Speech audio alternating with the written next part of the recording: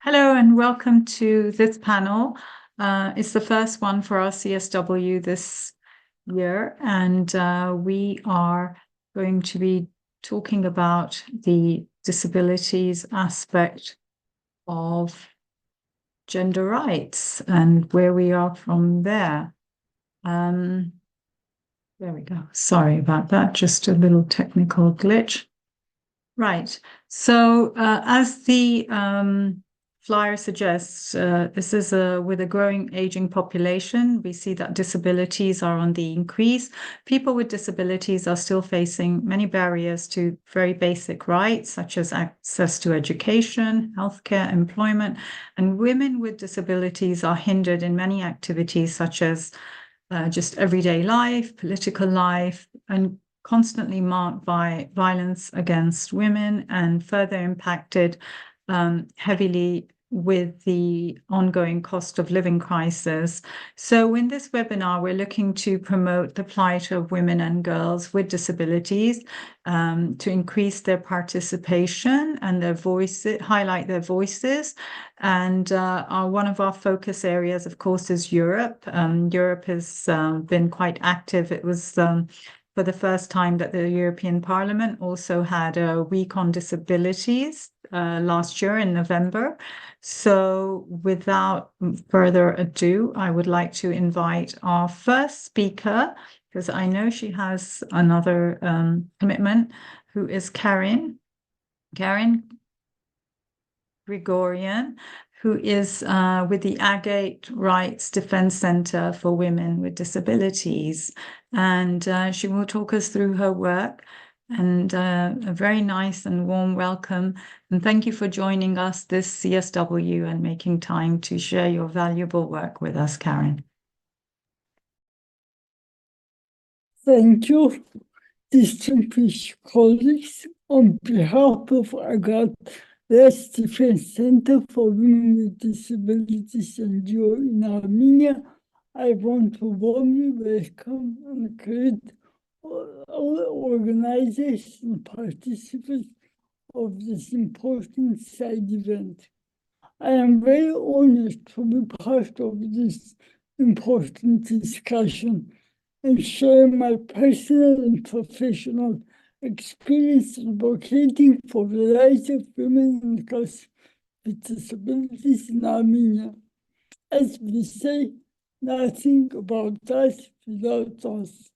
And when we always say women's rights are human rights, and the rights of women with disabilities are women's rights, and they should always considered together.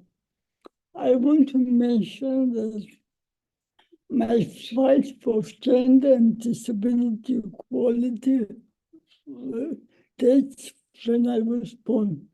And when doctors at the hospital told my mother to leave me at hospital, they thought because I am a woman, it would be more difficult. And I was born in post-Soviet country where disability was a shame and stigma. And I was lucky enough to be part of leadership programs in USA, and I was so much empowered. When I returned back to my country, I realized I have no right to fight only for my rights. I should found an organization in order to empower all women with disabilities in my country and create a disability rights movement. So I'm going to give a little statistic about my country.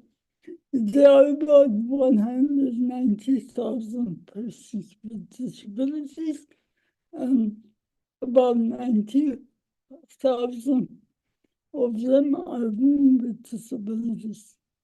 And last year, as a result of armed conflict in Nagorno-Karabakh, we have more than 4,000 forcibly displaced women and girls with disabilities who came to Armenia. I'm sure it's similar everywhere in the world, and in Armenia as well. Women and girls with disabilities face double discrimination, and we know about intersectionality of disability, gender, and poverty.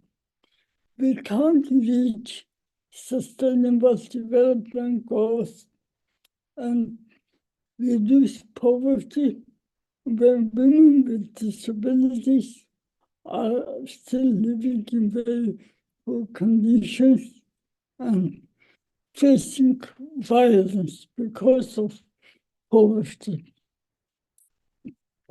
And as women with disabilities and girls, they are more left out of secondary and higher education than men with disabilities. As a result, they are not competitive in labor market, which results in poverty. I have some figures about labor market in Armenia. When we compare women without disabilities, we see very huge gap.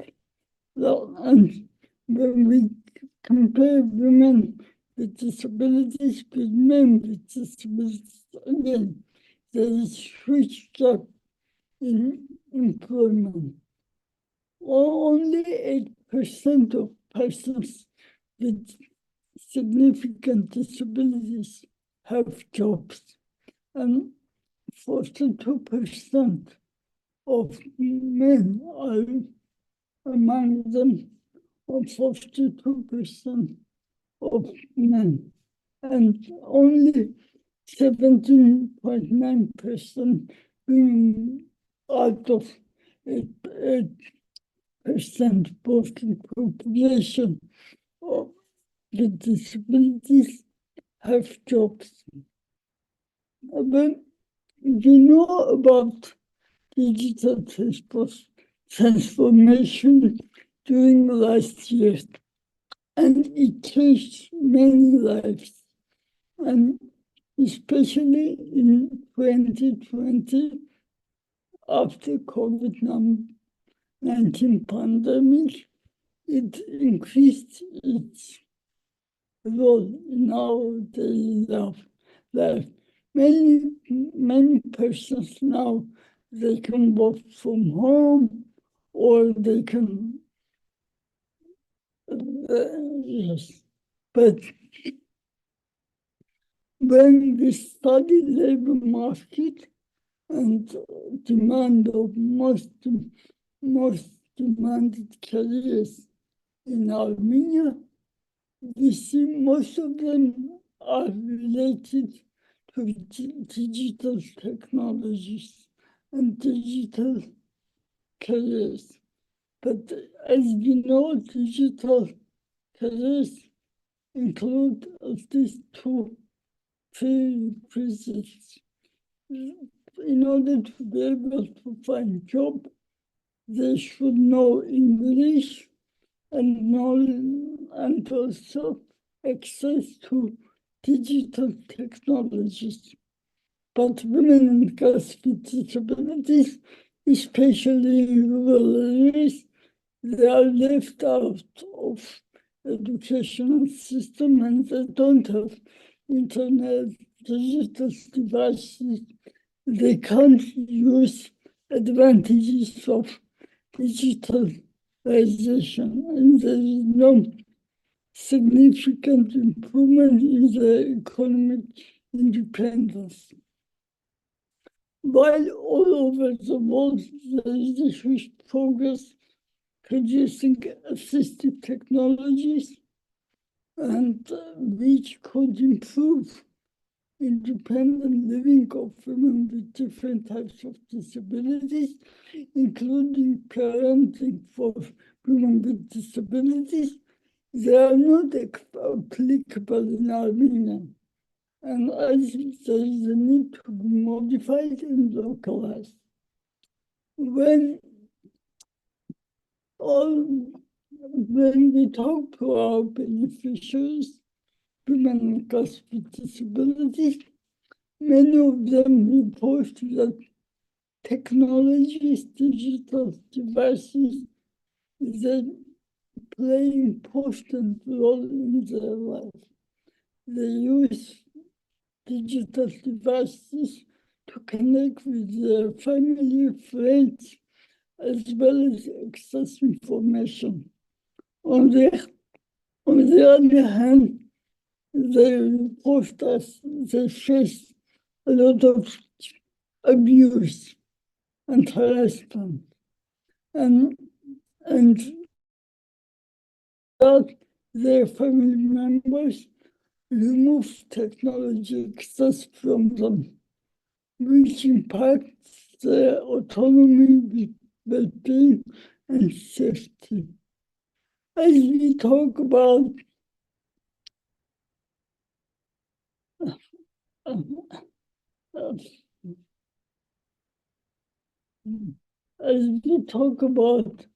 healthcare services for women with disabilities, they continue facing difficulties accessing healthcare services, especially access to sexual and reproductive health services. It starts from inaccessibility of venues, medical centers, also the inappropriate treatment by professionals.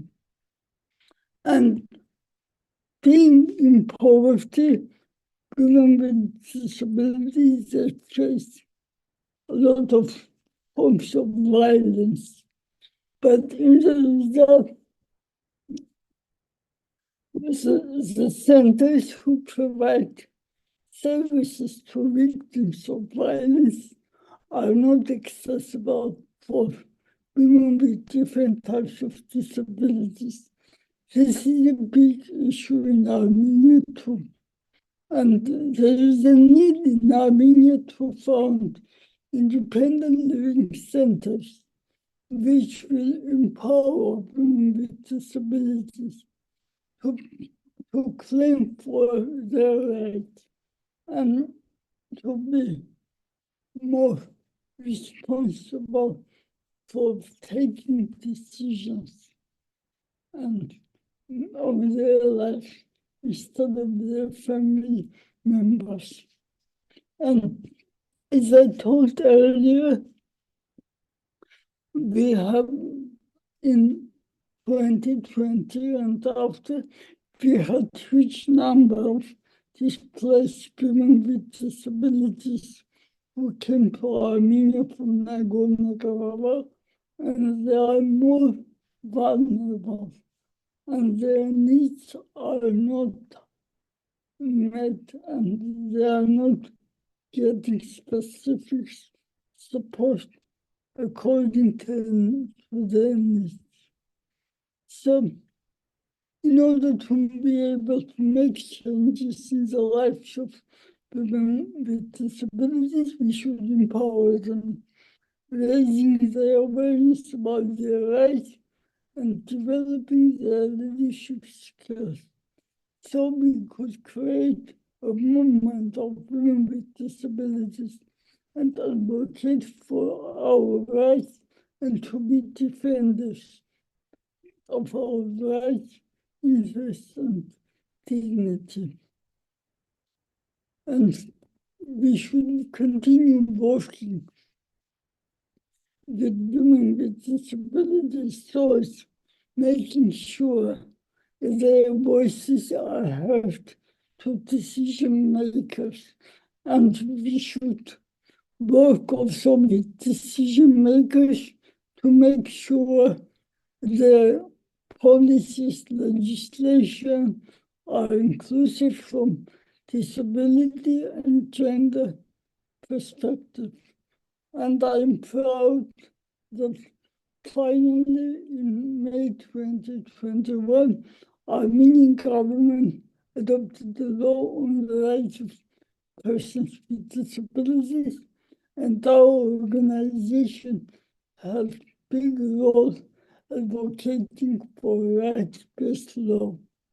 Dear colleagues, it is also important to mention that we should make sure that priorities of women with disabilities are high on the agenda of international community and ensure sustainable funding addressing the rights of women with disabilities.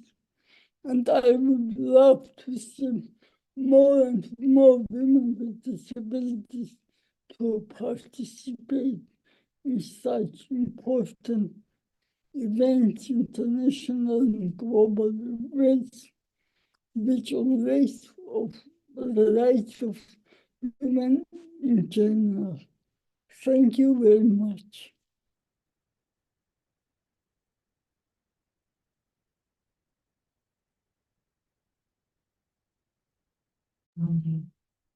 Thank you for your insightful findings, to share them with us. It's really interesting to hear.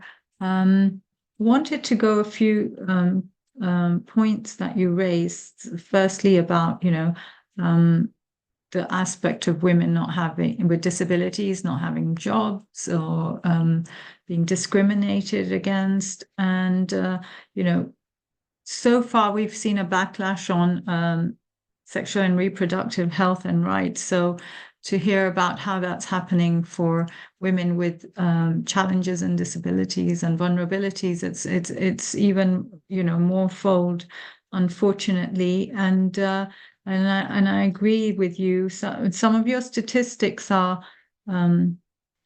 fascinating, but there's some good in your intervention as well, and in all the work that you've done. It seems like it's come quite with struggle a long way. I wonder, would you like to share your PowerPoint, because we could have been seeing it as you were speaking. Was that a possibility, Corinne? Or shall we? It's very basic. It's very basic. I didn't include much information. It was only about employment of persons with disabilities. So I think, to save time, I want to give the floor other participants to talk, but I should be available after to answer the questions. Thank you. Okay, thank you. Thank you for that. Thank you for your time. All right. So I just wanted to, well, you can ask Karen your questions yourself. I think our next focus, because it is Europe, I'm going to not say too much at this point, because I've got some statistics as well from Europe. So I will invite Ms. Nadia Haddad, who is an executive committee member for the European Disability Forum and a co-chair for European ENIL, which is an umbrella organization defending human rights of 110 million persons with disabilities throughout Europe within the government corporations. So without much ado, I will ask Nadia to speak about her topic and talk us about what does Europe have in line for us in terms of disabilities. I know that European Parliament's taken a step and had a whole disability week. So are things hopeful or not? Let's see. Thank you, Nadia.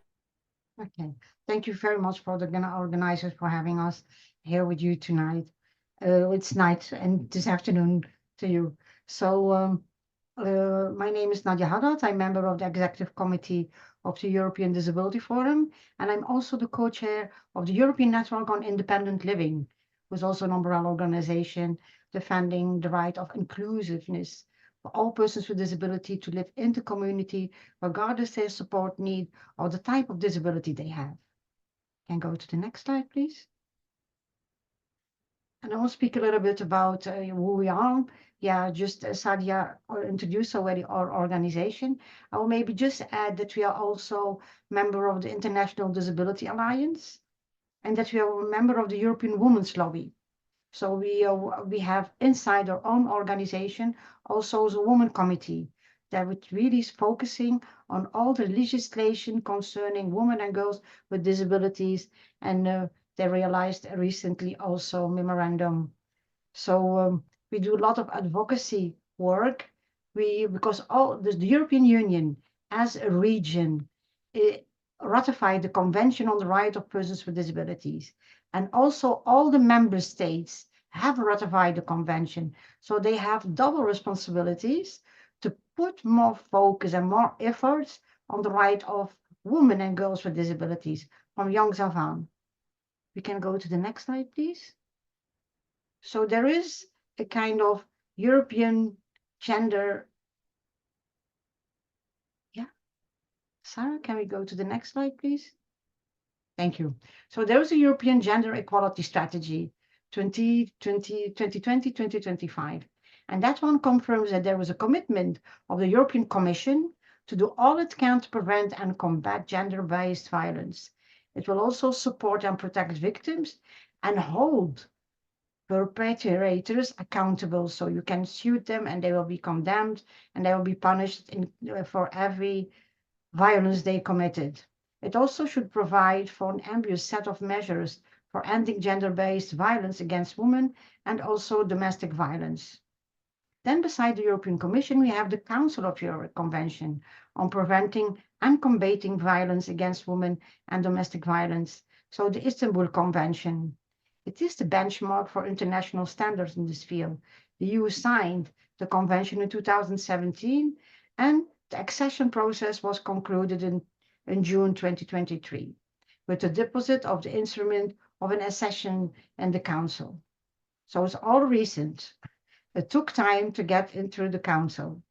Within the Council, maybe I can also specify that all the member states from every country, the minister who has the responsibility to look after all the affairs related to women and girls with, in general, and then girls with disabilities, are the focal points to implement this Istanbul Convention on national level. So we have also an European Institute for Gender Equality, and they produce an online mapping tool on administrative data sourcing and other statistics, as well as studies on violence against women, because it's very important to have concrete data, because without that, it was very difficult to do some lobby work and come back to it. And in addition to this, there is a Eurobarometer on gender-based violence. That one has been carried out in order to better understand the attitudes toward and the perception of the problem. So not only when it's committed, but also the reasons before and the consequences afterwards. It is a very helpful tool because in the prevention work, we based mostly on this signals that come out from the Eurobarometer. And we have it every 6 until yearly. And so it's very easy to trace and to see also how it's performing or not. You can go to the next slide, please. So in general, the women and girls with disability, particularly those with intellectual and psychosocial disabilities in Europe, as all over the world, are more at risk of discrimination, violence, and abuse, and face more barriers to access and exercise their rights. So there is no exception when it comes to crises and emergencies. Women and girls are facing even more abuses and are more often left behind.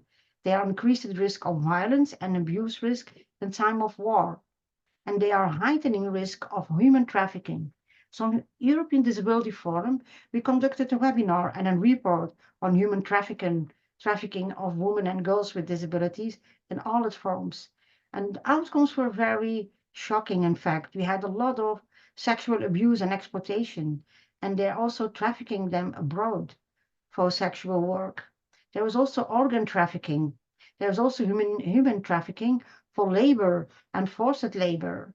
And also they push them to beg in the streets outside the countries because they are not unknown when they put them abroad. So we lobbied, we wanted to protection against trafficking and access to justice and victim support.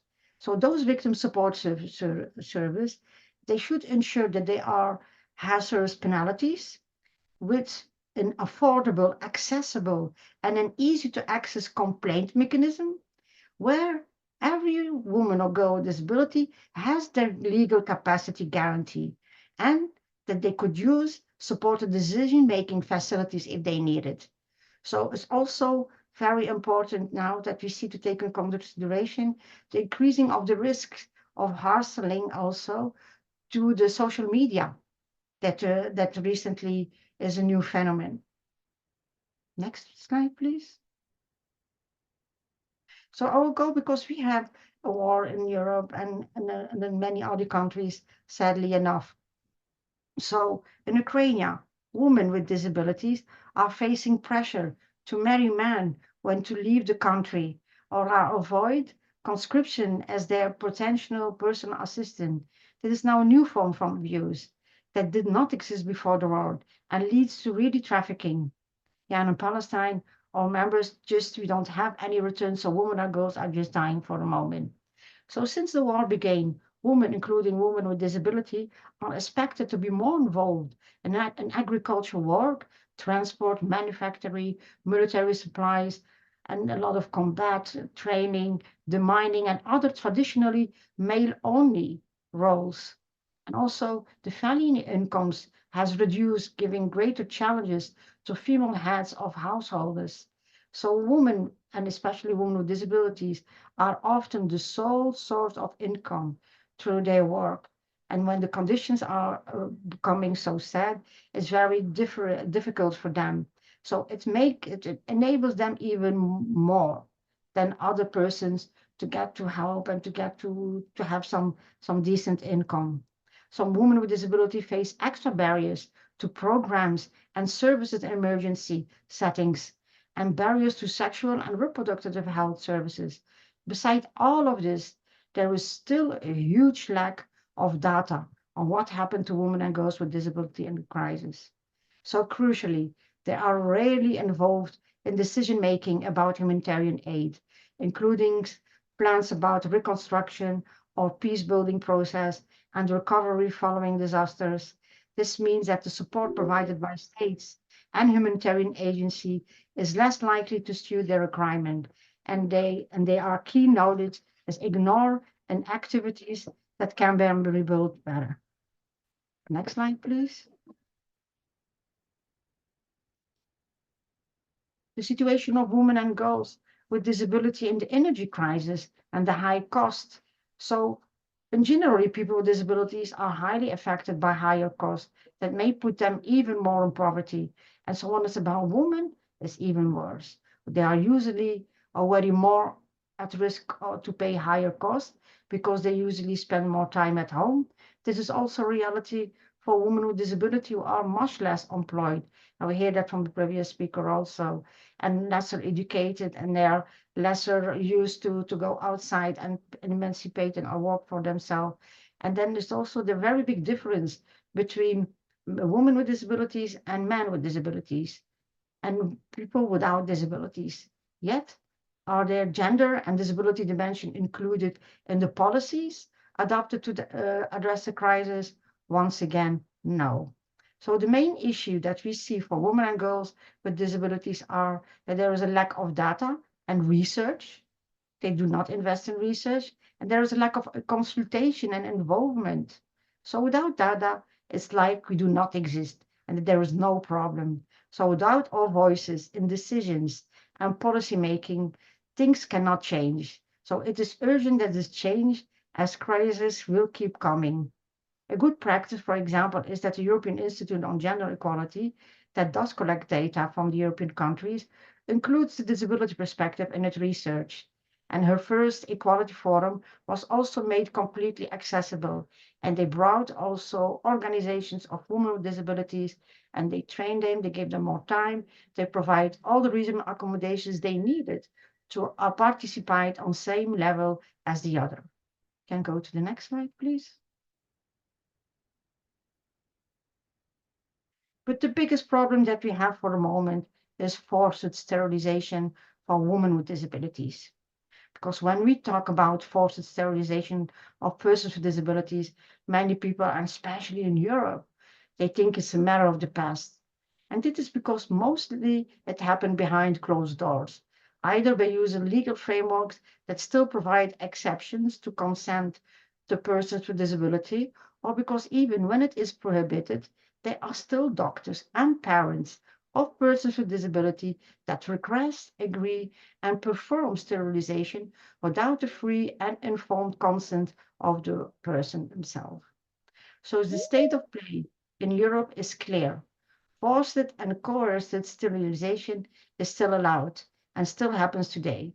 Last year, EDF published a report that examined the law in all member states of the European Union. And what we find is that only 9 European Union member states explicitly criminalize forced sterilization as a distinct offense in their criminal code. At least 13 European Union members still allowed some forms of forced sterilization in their legislation, and even 3 member states authorize forced sterilization to minors. So a guardian, a legal representative, and an administrator or a doctor is authorized to consent to the sterilization of a person with a disability on their behalf. It is mainly authorized for persons under substitution decision making, especially women with intellectual or psychosocial disabilities, autistic women, and women living in institution and other form of segregated settings. Next slide, please. So the European Union, the European Commission presented a proposal for a directive on combating violence against women and domestic violence to the European Parliament and the Council on the 8th of March in 2023. We strongly campaigned for it to include the criminalization of forced sterilization and forced sterilization in its proposed directive. But unfortunately, we were not successful. So now we are calling our call to criminalize the criminalization of forced sterilization by all the EU member states, with no exception based on disability or legal capacity. We hope really that the member state take the opportunity to implement the directive and their national laws to go beyond the minimum requirement. And also we want that the adoption of measures at the European Union level and the member states levels to ensure the access to justice, including adequate criminal sanctions and compensation for the victims, so that if other women see that it had make a change, if you go to court, that one violating you, the fact that your human rights were violated, that you can reclaim your right and that you can have a compensation, and it will stimulate. And it will also stimulate others, but it will also cover the costs for going to court. So the ratification of the Istanbul Convention needs to be done by all the EU member states and the Council of Europe members. That is still not the case. So we know that good practices exist, that a change is possible. And it is why this discussion is so important about human rights. So we hope that at UN level, we would like to call the UN resolution on ending forced sterilization of women and girls with disabilities. So I hope that with this side event and others, we can start the conversation on how to realize this. Thank you for your attention. And at the next slide, you can see we have the website of EDF where you can have the recent studies. We have also the manifesto. We have a lot of data. We realized after the COVID also a human rights report on the rights of women with disabilities with really member states, very specific data. And also you can find a lot of information about organizations of women with disabilities working on different levels. Thank you.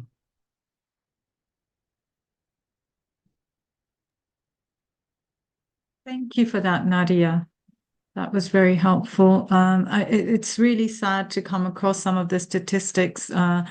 We are actually having a webinar on war and conflict, and it would be great to have some of those points mentioned. If you'd like to join, please let me know.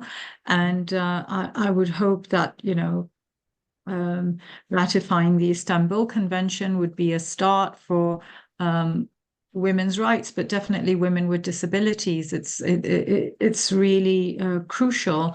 And then you talk about criminalizing forced sterilization. I mean, I sometimes, I mean, along with trafficking, it's really hard to comprehend that this kind of practice still goes ahead. And really worrying and sad to learn about it.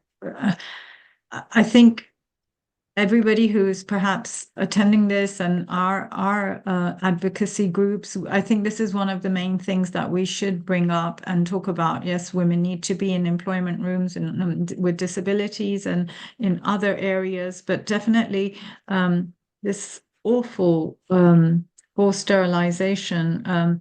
Do you have like a group on this that people can work with to Yes, stop yes. forced? A woman committee has a working group together with the European Women's Lobby, and they are working on the legislation and also to go to the court, because the Council of Europe decide now in December not to criminalize. So it's very recent. How is that possible Right. that in the beginning of 2024 we still admit we will condemn them that okay, it's a kind of abuse, but it's not a crime.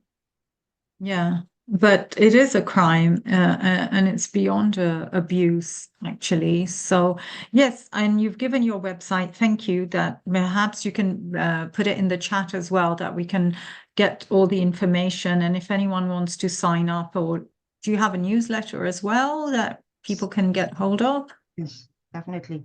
We also have a newsletter on gender, on women especially, a general one and a special one. Okay, so maybe if we could put that in the chat, if any of the participants are interested in learning more and finding out more. One of our uh, working groups is also violence against women. So violence against women in conflict, violence against women in with all kinds of barriers. So that's why I'd written that in the panel flyer. With the special protocol of the working groups with the UN. So I think it would be really interesting to raise it again. I'm sure they have their own groups as well, but to keep talking about the forced sterilization aspect, which is just, it really does need to come to a head with getting more attention and a verdict on criminalization. I think just like FGM. I mean, FGM is practiced quite secretly still and is still hidden. Now, I did have another speaker who was Rama Rashidi, and I don't know where she is at the moment. So she's having a bit of a challenge logging with this. I think we had a bit of a time thing, but anyway, Sarah, could we show the video in the meantime, and maybe Rama can join us, the song? Yes, I'll get it set up. One moment.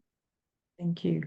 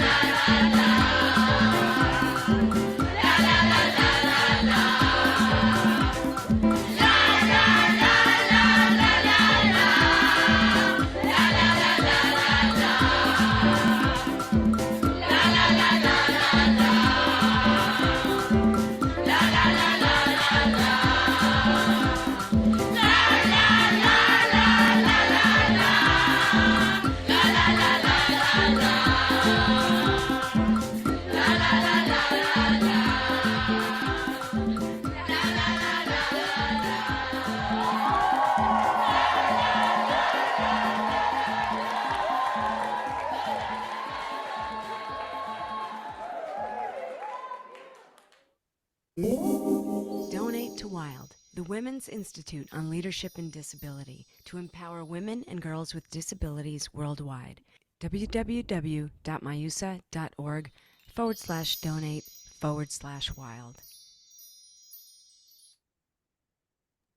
Oh, what a catchy tune. I really like that song, actually. It's staying in my head. And there's so many different women with so many different roles. And I think the last one I caught was one in the political sphere. So I think definitely that's another area that women need to be entering, women with disabilities. It's hard enough for women, but particularly women with disabilities, because if not, they're not there representing themselves. That area for their concerns is obviously being looked over by many political parties. So please, let's have more women with disabilities in political spheres and decision-making roles. And I'm happy to see my friend Rama is here, Rama Rashdi. We so glad you can join us. Are you ready for your intervention, Rama? Yeah, sorry, I just want to apologize for my delay. I had to catch up Okay. with my caregiver because I'm dependent.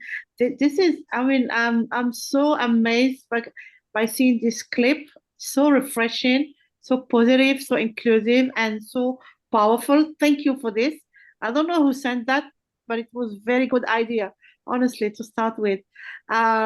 Yeah, do I have to introduce myself or do I have to go straight away with the So I can do you a little introduction and then you can tell me more about you. So Rama and I met during the Civil Society Forum from different actors, and Rama was there representing, perhaps you were the only organization representing disabilities, and you were talking about funky disabilities, which was really interesting because that was a project that you were running at that time. And I liked it because I know that this is a serious element, but there's also women with disabilities have a sense of humor as well. And I like the fact that that's what you were focusing on. And you are a correspondent with the French, for the French presidency, for the US Press Agency, and you founded your own app called The Good Samaritan. So yeah, that's my introduction. The rest is to you. And hi, Lois.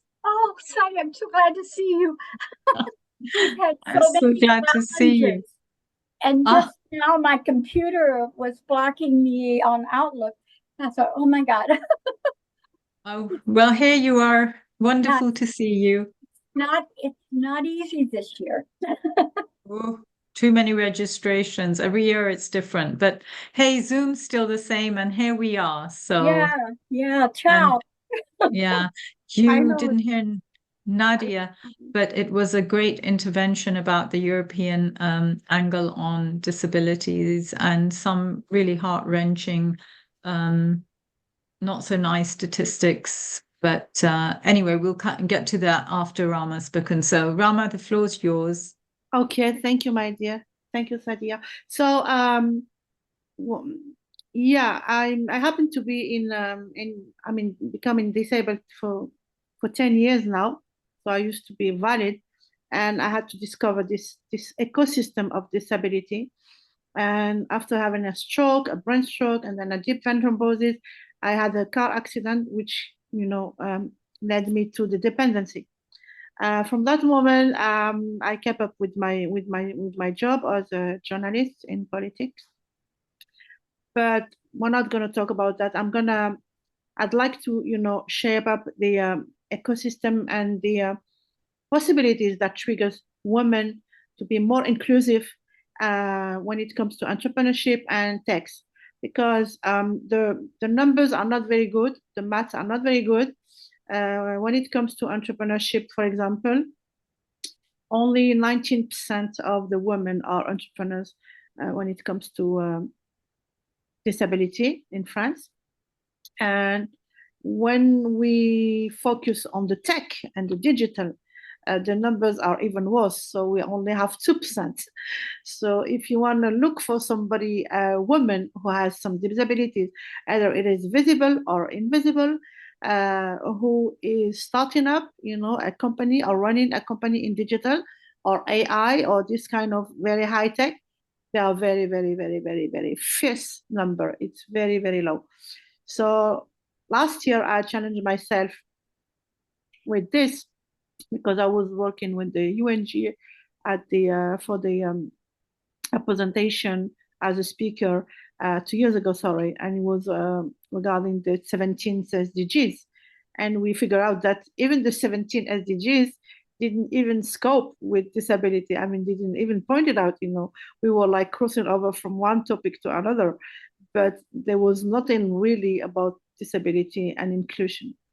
And then when I went to my research and my marketing studies, I discovered that the ecosystem is large and mostly you can even have the chance to meet up with startups or maybe designers or geeks designing the apps, but most of the time they even design apps for us, for the disabled, but without including any disabled person in the board, on board from in the first place.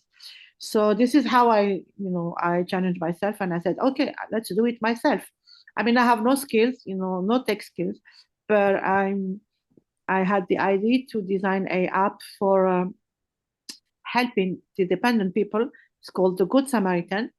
I can show you, maybe I can share my screen and show you. Maybe we're going to release our website next week, so it's brand new with this, but the app is on working process, and we're going to launch it by April. So the idea is to encourage people to have a good Samaritan spirit and to help each other, and whenever you help a helpee as a helper, and it's thanks to the geolocation. I mean, we use the AI to connect people and to create strong bonds, because once you get dependent, either it's because of disability or you're elder or you are dissocialized and you are excluded de facto. So let's use the AI to connect people and to connect human beings, and we reward them with tokens. And these tokens then could be converted to tips for the students or for whoever is in need of tips, or they are running out of cash. Or you can also transform these tokens into goodies, and the goodies could be an invitation to a fancy restaurant or something. So this is the first part of it, and the second part is the more serious, the business model. It has to be with the caregiving at home, because we have a very, very, very big issue in France and in Europe, and even in the US, because I did my market study versus US. There is a shortage, a big shortage, because this kind of job, which is very noble, taking care of somebody who is dependent, it has a very, very, very, very, low payroll, and also the recognition is not there.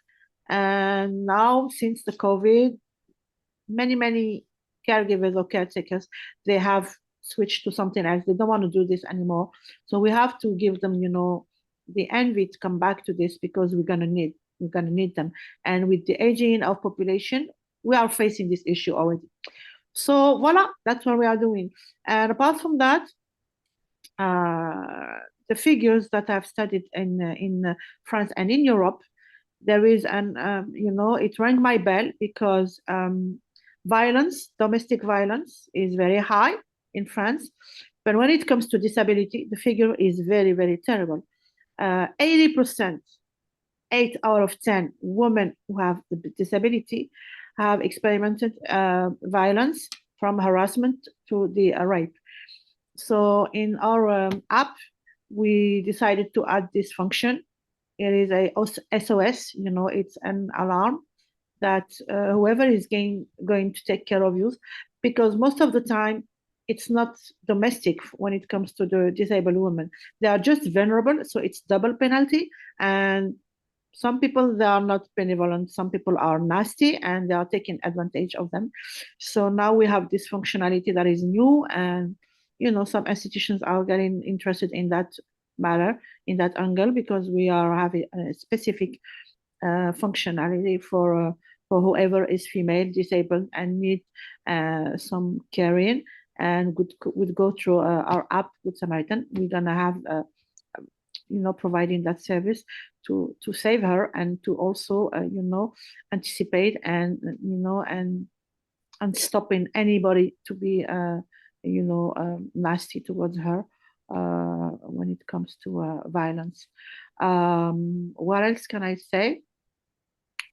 Inclusion is a word that is so trendy, and we are ahead of the elections, European election.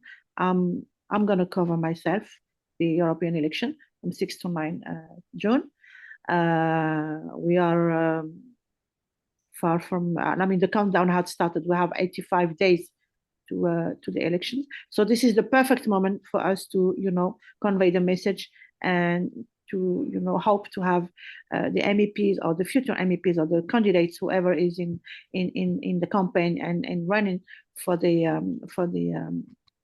European Parliament seats, to highlight and to raise the awareness about disability and inclusion.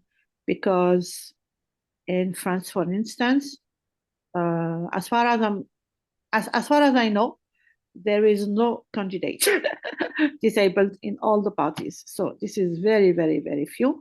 And this is why with my NGO, we are trying to promote the disabled people in also the politics, because there's a glass ceiling, and we're going to take advantage of this campaign to do so, and to raise the awareness. And for that matter, we have released some short films. There are comedies, there are comics. I mean, it's because we are using the sense of humor to convey that message, and to raise the awareness about inclusion, and about the fact that any disabled person, whatever the level of disability is, high or low, anybody can participate in society and can be included, and not be excluded or not be marginalized just because of that impairment. So this is what we do. Voila. I don't know if it was clear enough. I didn't want to drown myself and drown you with me, and drag you, sorry, with figures. We know the figures, they are terrible. We are representing in France 17% of the population, and for the disabled total. I mean, the gender equity is perfect. We have 50% and 50% male and 50% female. Maybe it's one of the rare gender equity that is perfectly balanced. But at the same time, we have 80% of the disability is invisible in France. So most of the disabled and all, who are invisible, wouldn't come out and say, hey, I'm having a disability, but you can see it, it's invisible. No, it's not the way that it works, because you're gonna get stigma if you do that. My disability is visible because I am wheelchair, I'm wheelchair bound, but I do have also 3 diseases that are unseen. And if I didn't have my wheelchair, people wouldn't even notice that. So I think the more we're gonna have messages, positive messages, this is what I believe in, and using humor, sense of humor, and through that medium of short film that we do, it's short film. I think we could reach out to more people, and more the civil society, but also the leaders, the stakeholders, the politicians, anybody who is in charge, to see that the more we're gonna talk about it, and the more we're gonna make it less taboo, and make it more sexy, the more people we're gonna get interested in that. And then people would come out and say, hey, by the way, I have also an impairment. You can see it, but you should respect that, and you should adjust your ecosystem to me. So voila. Would you like me, Sadia, to share that that screen or not? Just to show you the app, if you want that. I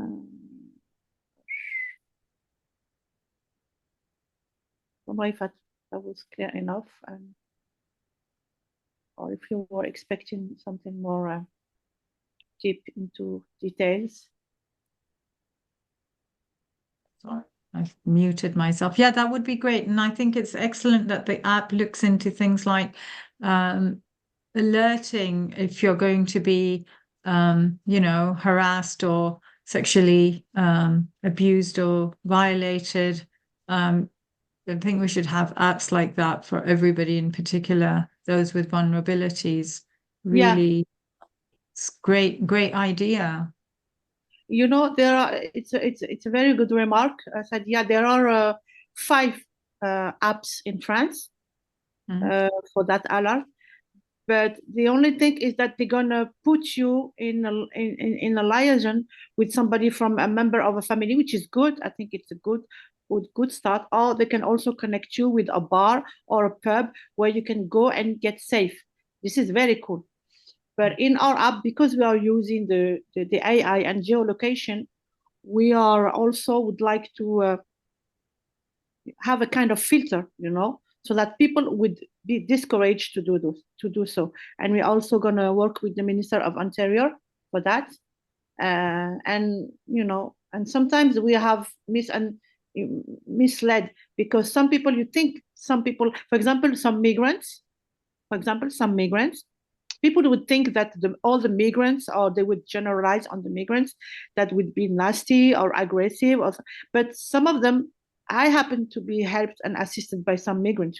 They don't even have papers. They are clandestine, and some people who are nationals from your country some of them can be nasty. You would never know, and most of the time it comes even from the your closest relatives. So there is no generalization, but we have to be alert, and we have to be more cautious, and to be ally of the women who are in vulnerability. So I don't know, is it working, that sharing screen? Sarah, is that working? Not working? I tried to do something. I Yes, have not seen it. Can okay. you see if Try we to can share share screen the again. screen? Can you see something? Right. I'm not good on that. Oh my gosh.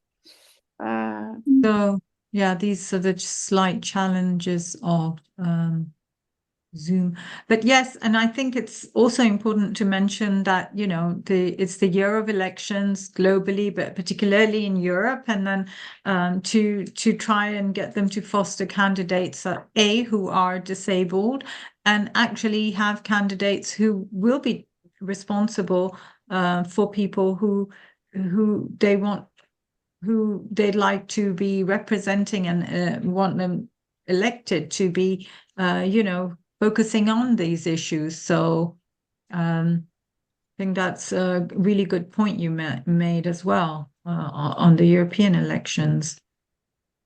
And also, actually, what you are right, because what surprised me as well was about the SDGs and the lack of sort of vulnerabilities, and even the gender one, and disabilities. And you've mentioned that, so that was a good point as well. I think we're going to have to do a follow-up to this webinar on disabilities, because it's such a big topic, and I know that Lois did it previously, and I've been doing it for this is my second year on it, which I really want to highlight this issue in particular. So yeah. I'm Are sorry you- that I couldn't share that screen. I'm managing issue with security guard on my laptop, because this is my second laptop. This is the French one. You see, the French one is always stubborn. Okay, the American is always working, but this one, I don't know. I can't succeed in sharing the screen. I'm so sorry, guys. Um, Now I'm trying to send the link, maybe the URL. Okay, it says. Yeah, maybe if you can send the URL Yeah. in the chat, we can click on it ourselves. Yes. The audience can see it too. So we can put it here in the chat. Oh my gosh.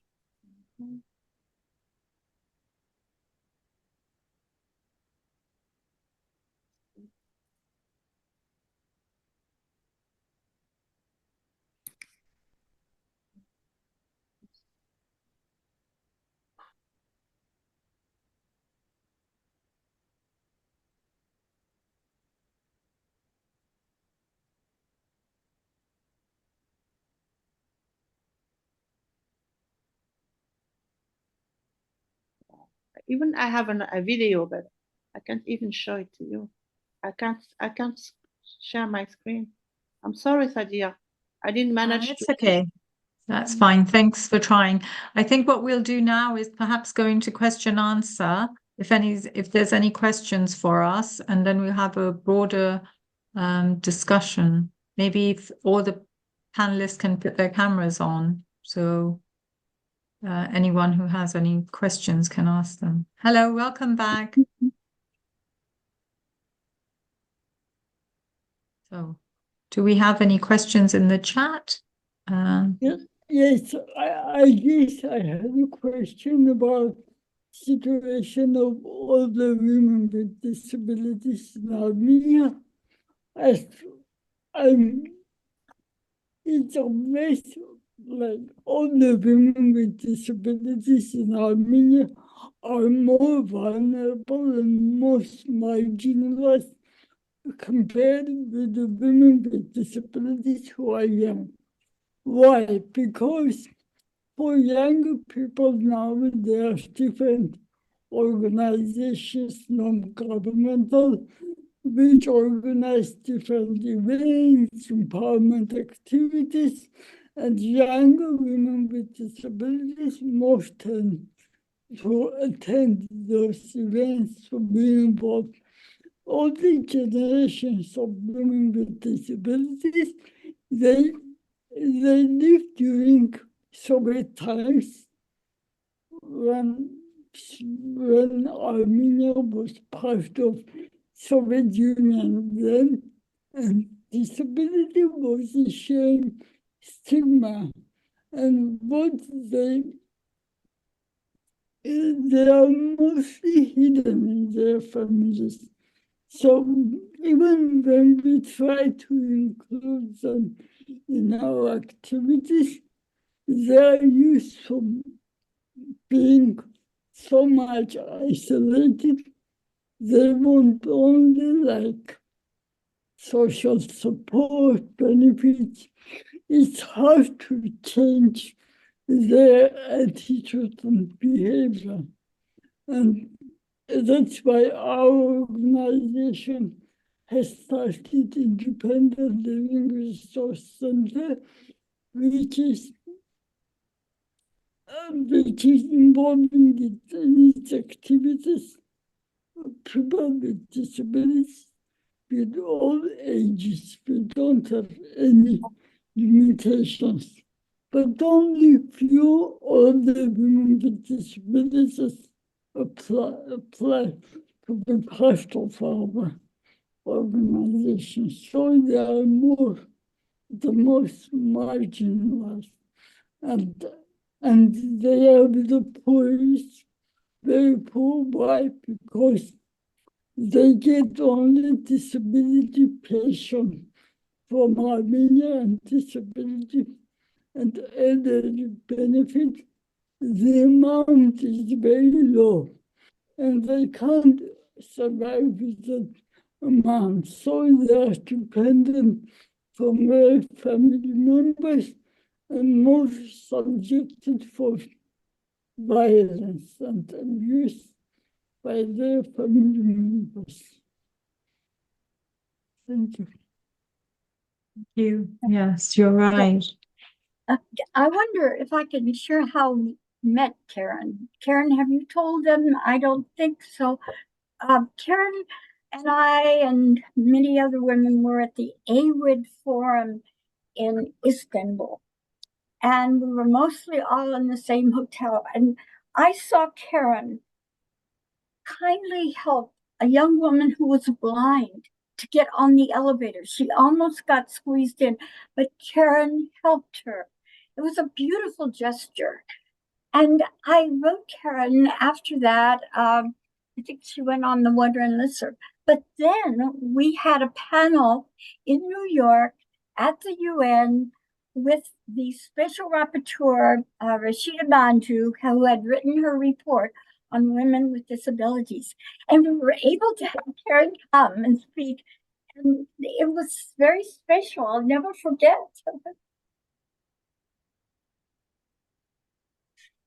And I'm so glad you met her as well, because now she's here contributing as a voice. And so sad that we still have to deal with these issues in a sense. And yes, in conservative environments, it's and societies, it's sometimes worse and harder for women with disabilities or women who are different to be themselves and to be a part of the community.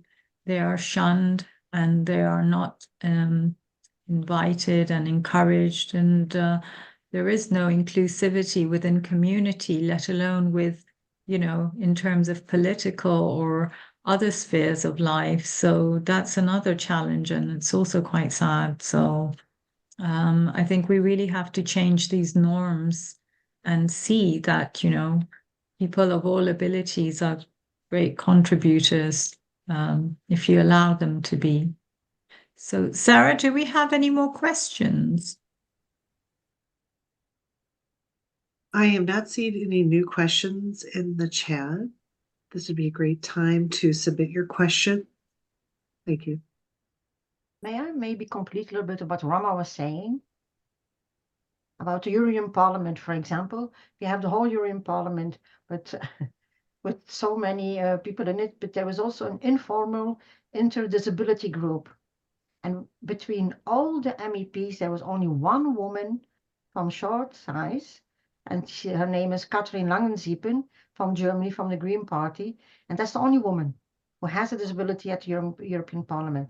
And she's the one behind the Week of Disabilities within the Parliament. She's working a lot on women's rights and criminalize also vial and sterilization, forced sterilization. That's one thing. But on the other side, about the paradigm shift, it should be it's a big matrix with a lot of parameters that we need. We should start from young on. Look at the school books. They are still very white, not diverse, not reflecting women with disabilities experts in different topics. The media is not helping. Or you're vulnerable, or you're a big hero. But in between, mostly they don't consider. People don't see persons with disability. How many people I met, they told me, I have never been in the school with somebody who's disabled. Why? We put that in segregated settings, we hide them away, and that's the impact. But when I call people and say, well, if we make special transport and let us take the young people from Maghreb origin, and we bring them all to the same school, because anyway, the mindset is that they're all going to have sometimes a risk of becoming terrorists. So we can battle that, and they all live in social housing, and then we do the same thing with Black people. What a kind of society are we building? Then they are shocked. Why are you comparing so gravely those things? I tell them it's the same human rights. If it's not okay for racial origin or for religious origin, it should not be okay for disability. So people still need to be made aware. Also about the job of personal assistant is also one of the factors to emancipate somebody from young on to become disabled. We do yearly a survey and a report on personal assistant. 80% of the personal assistant or caregivers are women. Why? In many countries, the allowance is so low that nobody wants the job. And also, if the allowance is good, some people feel guilty because the mom sacrificed her life. She didn't have a full-time job. Mostly they quit their job to take care about a disabled child, whatever the race, whatever the sex is. And so they will not benefit from any pension later on. So we had somebody here in Belgium, in a welfare country. He hired his mom, and he was saying dying Diana to her when she was assisting him in public. And when they were private, she was mom. But at the same time, we had a young organization in Bulgaria who did a kind of campaign, please mom, stay mom. They didn't want their mom to go out with them and to know about their boy, or the girlfriend or the boyfriend or whatever. They had something like, no, that is not natural. And we have also some culture. It's still very religious approach. We must help, we must take care. So putting them in a small institutions, okay, small is good, big is not good, but it's the same thing. No choice and control over your daily life. So and then you need built environment, you need information that need to be accessible. Conferences are not easily made accessible. We don't, our political participation that should start from the beginning, from the brainstorm session. And we need to have organizations who could provide persons with disability who has expertise and the knowledge. Not we see many times that they bring somebody who's disabled visibly to take a picture because that work, that's a kind of promotion. We should really stop accepting this. It's only because we are women, we are disabled, so that intersectionality is there, but we are discriminated through very different sectors. So governments need to work intersectionality. And so a lot of things still need to be changed, but progress is there. And that make us happy and give us the strong progress is there, slowly, but certainly. And we need to repeat. We even have one of the activists in Belgium, she's an academician, and she just wrote a book that she is burned out of being disabled. She has a burnout because every time she needs to defend herself, she needs to prove that she's able as academicy to perform on the same level as other. I have the same team. I'm an engineer and I'm teaching in the university. The days that I'm not there, they put away the ramp. Well, you just mentioned that, European Disability Week has come because of an MEP who had disability, and look what a change that made. And if we had more women like that in the political and the decision-making fields, I'm sure we'd see a lot more robust action than what we're seeing. And what, like you mentioned, just token gestures, people are bought in, like with other vulnerabilities or,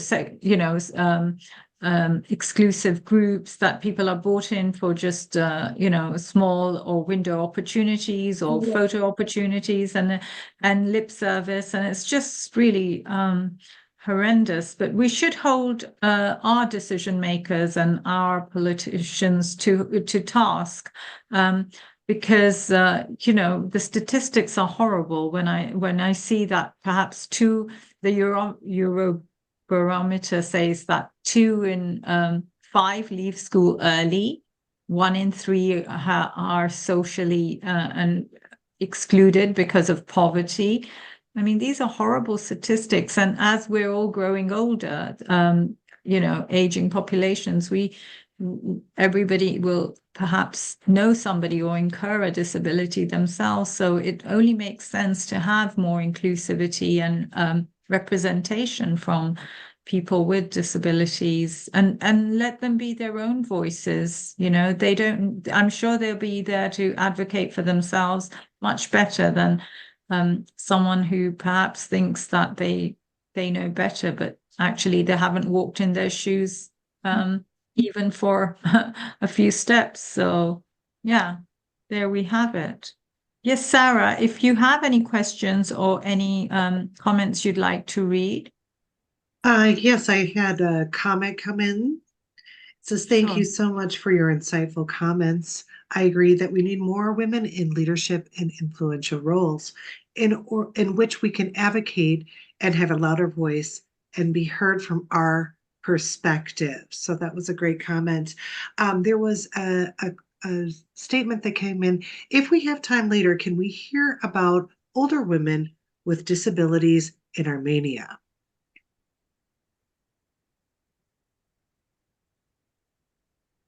Karen, that's for you. I have already talked about older women with disabilities. I told about like they are most vulnerable because they used to live in Soviet times and they are still having those mindsets like they are subject of care and charity and support, and for all the women with disabilities, there are not opportunities to be involved in different activities or programs because most of the programs are for young people with disabilities. So all the women with disabilities are left out. But it is very important, like women with disabilities empower each other, because peer support and empowerment by a woman with disability to another woman, it's very strong and empowering, and it can be life-changing. Sadia, do you know, are they continuing that cities, inclusive cities in Europe program that we partnered with Berlin at the UN, that they won an award for having their city development include lots of special parts for disabilities. Do you know if that's still going on? Maybe, Raman, do you know? Cities with disabilities, cities that are inclusive in Europe. Is that a question for me or what's that? Whoever. I don't know. Your question is about if there are any group that is active in better the inclusion of disabled women in Europe. That's your question? No, it was a cities program specifically for urban areas that were improving access, maybe remodeling, and to keep that in mind so that disabled people could more easily function. Yeah. So from my studies, the number one, the most handy-friendly city in Europe is Barcelona when it comes to accessibility for wheelchairs. But not only that, also the approach to disability, like for autism, like for women with cancer, and it's not only about the disability with wheelchair, like wheelchair. Then in France, I think Italy is doing very well.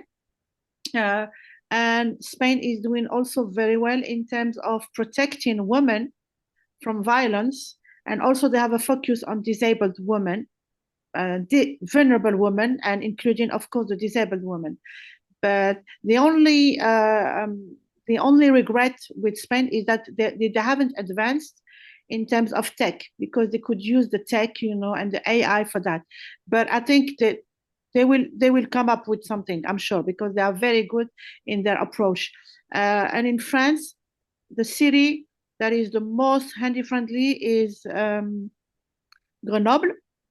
And then you have Lyon, but definitely not Paris. We're very bad in Paris because I don't know why. I mean, I think there is the taboo here in France still, a big taboo. If you have to compare Paris with London or Paris, I know the most accessible city for wheelchairs is San Francisco in the US, which is not in Europe. But if you have to compare, I mean, San Francisco, for the ones who know San Francisco, like just up and hills, up and down, and they managed to make it accessible. So everything is possible today. We're in 2024. Come on, guys. And we are preparing to welcome the Paralympics and Olympics by this summer in Paris, and not only in Paris but in France. But we are not ready. I'm going to tell you, we are the bad candidate. We are the bad guys. We have only one line in the metro for the the subway that you can use with a wheelchair, for example. So it's terrible. And despite the fact that we are preparing the Olympics, Paralympics, we're going to have 4 million. We're going to have 350,000 people coming with wheelchairs for the Paralympics and Olympics. And we have only 3,000 housing. We have only 3,000 adapted housing. So you see the ratio. And so we're not prepared. We are not a good example. We are a very bad example. And at the same time, France from what I have studied, versus European countries and versus the US. This is what I do, and also versus other continents like Australia and Middle East and Africa.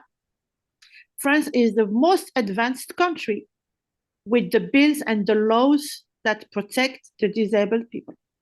And do you know Simone Veil? You know Simone Veil? You know this woman? Simone Veil is a figure. She's an icon in France. She is the one who passed the law for abortion in 1974. So France was very pioneering in that matter. And this lady, she happened to be also the president, the first woman who was the president of European Parliament in the 70s again. And she is also the one who was the first who passed the bill for protecting the disabled and for inclusion. But nobody seems to know about this because she's a woman and she was Jew. She was, she escaped from Auschwitz, and she's a hero in France. She's now in the Pantheon. But whenever anybody would mention or refer Simone Veil, they would mention abortion. But they would never mention the fact that she was the Minister of Family and Solidarity in France. She was the first to put the first big step for inclusion for the disabled. And then it went. And then Jacques Chirac, who was the president of France, he was the one who put disability on the table as a priority and everything. And guess why? Because his daughter was disabled. It's all about this, again and again. If you are connected with somebody, a relative or a daughter or somebody, then you have a chance that the politicians or the leaders, they will take it into account and they will do something. Otherwise, they are disconnected from this. It's really hidden. So I don't have very good news from France. Honestly, I wouldn't brag myself in from France when it comes. Well, I'm sorry, but London is not much better. In fact, if you see our underground system, it's ridiculous. I don't know who's planning this. There'll be a lift, but perhaps going up, but not one going down. Or, it's really a hit and miss, basically. So they'll say, oh, we have some access here, but then when you get further along the way, there is no access. So I only discovered that when I was helping someone who'd come to visit and taking them around the underground, what a unfriendly city it is. So I think we're coming up to the 90-minute hour. Do we have any more questions or any comments anybody would like to make? I'm really grateful for all your interventions and insights into this really important topic. Sarah? I don't have any more comments from the comments at this time. All right.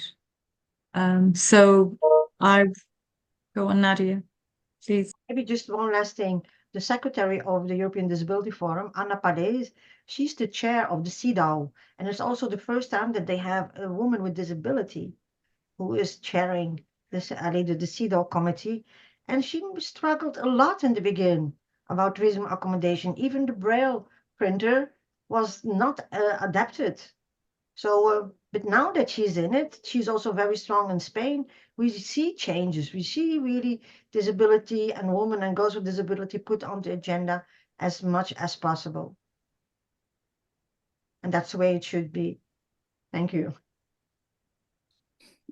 Once again, thank you. We've got some way to go, but I'm also encouraged to hear about some of the developments more seen. But of course, austerity and all the rest of the issues that we've had coming along the years, especially here, cuts to disabilities and allowances, it's really quite disgusting. So, but hope is there and we'll persevere. So I'd like to thank all the panelists. Thank you for your time and your insights, and wish you well. And do come and see if if there are other panels that we could perhaps highlight this issue among, and let me know.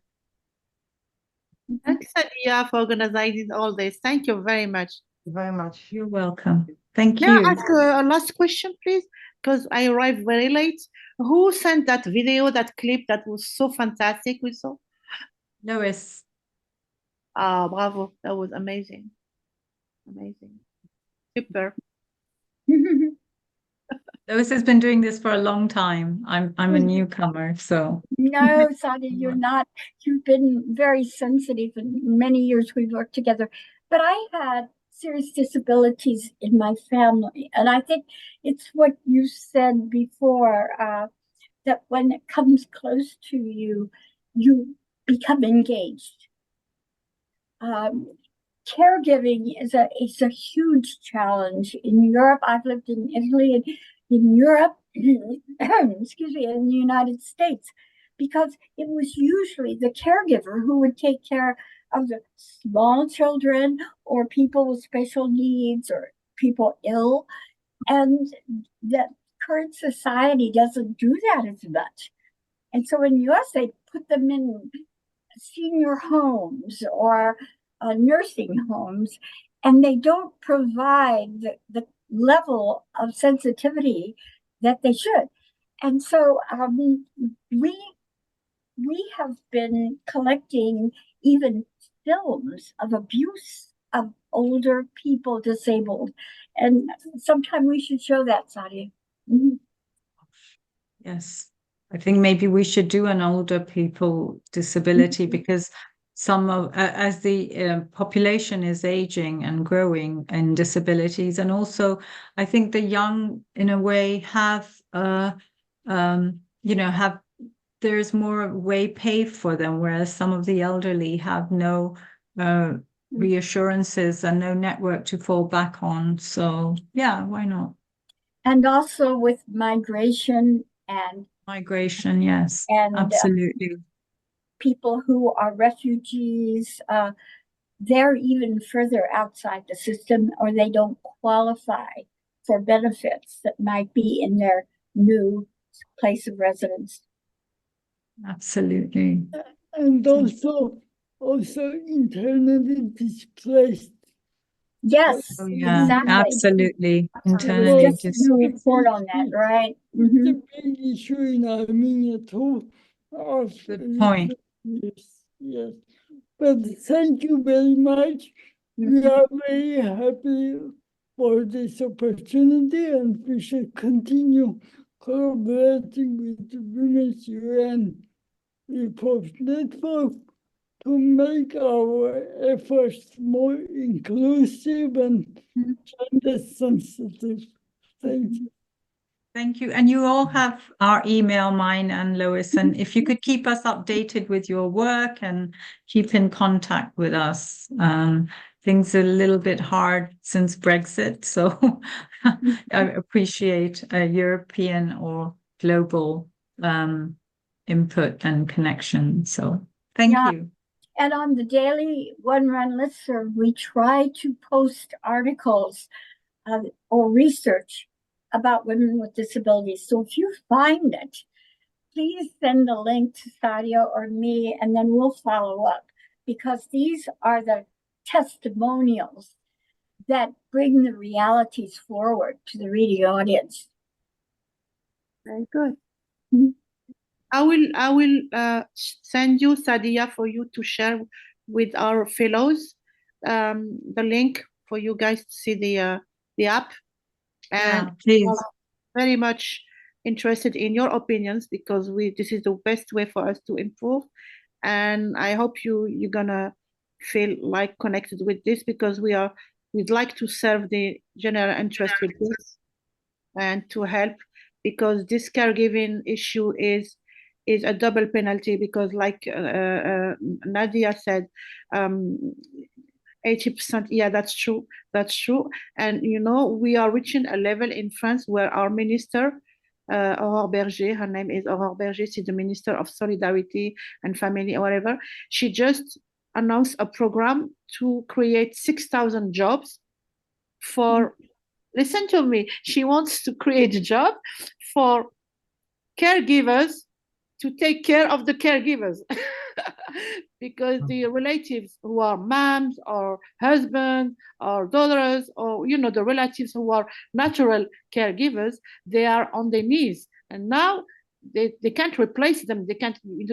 They need to relieve them, and for find them a relief. She is now announcing a creation of jobs, but they don't find people because people, it's a job. It's more than a job. It's a vocation. People are giving their energy, their connection, their dedication, their kindness and benevolence. But at the end of the day, if these people are getting 11 euros, I'm sorry, how can you work with 11 euros per hour? So this is why we decided to tackle this issue. And also because, like you mentioned, also is this aging of population. And we have a journalist, is a friend of mine in France. He had the Pulitzer, by the way, for that book. It's called Les Fossoyeurs. He went undercover for 3 years. He made a survey in the nursing homes, and then he disclosed all the terrible behavior and misbehavior and inappropriate behavior towards the host. I mean the elderly over there, the seniors. So now most of the French, because of that controversy, most of the French people who are in the 40s, 50s, they don't want to put their parents in nurse homes because of this, because of this terrible affair. So now we have to anticipate on that. Elections are coming up, like you said. Brexit, of course, is not that behind because the UK is a closed country, and I think the more we're gonna exchange our,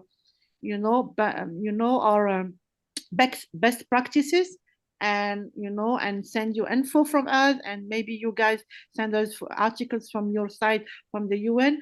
This is the best way for us to not only benchmarking but to improve and to promote this, because like also Nadia said, once you had that key person in a leadership position, you said that she's now improving things. She's moving lines, because I trust women more than men. It's not being sexist in saying that, but they are practical and they do it, and they implement it. Bills are here, laws are here, but then we have to implement. This panel is taking place during the United Nations Commission on the Status of Women, session 68. We call it CSW. And a very important document that will come out of this is the draft agreed conclusions. And right now, the governments are negotiating the language and what will be included. And I saw the last draft did include women with disabilities, but not that much. It's just like, okay, we put gender in, and that's not enough. But if you haven't an agreed language in a document as important as the draft agreed conclusions, that's leverage in your advocacy. Okay, good to know. Absolutely. Right. So I think we've raised as many of our questions and points as we came to, and we've taken quite a bit away and learned a fair bit. So yes, do send us and join us for our other panels if you'd like to, and if you'd like to raise some concerns around those issues and disabled women, please do so. And yeah, Sarah, would you like to?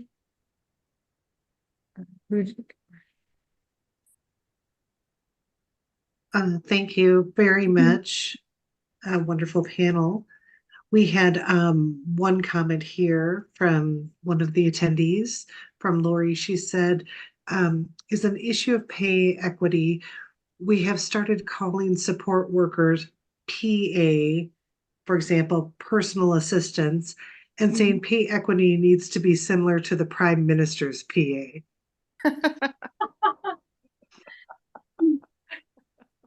A good point. Yes, and then I'll hand this over to Lois to close the panel for us today. Okay. What I have to read to you now is a poem. It's a one-run poem. It's called Disabled Women's Voice. I am a proud disabled woman. My body and mind may challenge me. I have learned my own special way to meet my needs, to deal with life. I have dreams and I have goals, and you will see I will achieve them. Give me respect as I deserve. I will persevere for my rights. Disabled friends, they understand. We share fears, joys, and support. I am female with feelings as you. Include me, enable me, celebrate me. I am a disabled woman, very much alive. Hear me, care about me, treasure me. Thank you. That she says it's a one-run poem, but Lois has written that, I'm sure. Bravo. Very nice. Thank you.